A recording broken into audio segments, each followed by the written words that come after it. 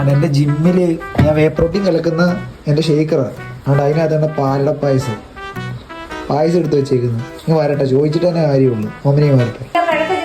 പായസം ഉണ്ടായിരുന്നു. ഞാൻ വിചാരിച്ചു അതിനകത്ത് ഇച്ചിരി പായസം പഠിച്ചോണ്ട് പിള്ളേർക്ക് വെച്ചേക്കാന്ന് വിചാരിച്ചെടുത്തോണ്ട് വന്നതാണ്. എന്റെ ഷേക്കർ എടുത്ത് ആ ഷേക്കർ ഇയാൾക്ക് മാത്രമേ ഉള്ളൂ. ഷേക്കറും ഇയാളെ പൂനാച്ചക്കാരൻ വന്നേക്കുന്നത്.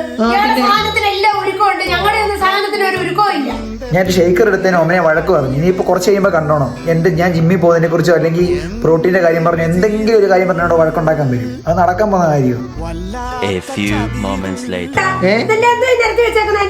ഇതിന്റെ പ്രോട്ടീൻ എന്താ? ഇതിന്റെ ഇതിന്റെ എത്ര ടിന്ന് അമ്മയുടെ കയ്യിലുണ്ടോ?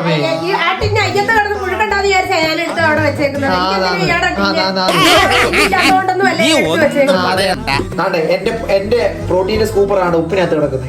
ഇതിനെന്ത് പറയാനുള്ളത്? അയ്യോ, ഇത് എനിക്ക് പാത്രമൊന്നും ഇല്ലാത്തോണ്ടൊന്നും അല്ല. ഇത് പിന്നെ അയ്യത്ത് കണ്ട കിടന്ന് കളയണ്ടാന്ന് വിചാരിച്ചത്. ഇത് ഇട്ടാലും ഇതിനകത്ത് ഇത് വലിയ പാടാകില്ല ഇന്ന് കോഴി എടുക്കാൻ തന്നെ.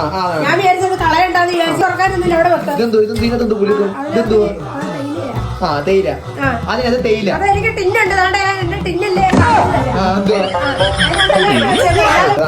ഇതിനകത്ത് വെളിച്ചെണ്ണ. ഇതെന്തുവാ വെളിച്ചെണ്ണ? ഇതിനകത്ത് മസിലിന്റെ നിങ്ങളുടെ അച്ഛനെടുത്ത് വെക്കുന്നേ. അച്ഛനോട് പോയി ചോദിച്ചു. കണ്ടോ, എന്റെ പ്രോട്ടീൻ്റെ അകത്ത് എല്ലാ സാധനങ്ങളും ഇട്ട് വെച്ചേക്കുന്നത്. എന്റെ പ്രോട്ടീനെ കുറ്റം പറയുകയും ചെയ്യും. എന്നിട്ട് ഞാൻ ജിമ്മിൽ പോകുന്ന സാധനങ്ങളൊക്കെ എല്ലാം എടുത്ത് വെച്ചേക്കുന്നത്.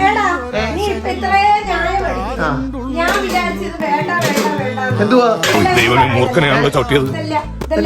എടുത്ത് കളയല്ലേ.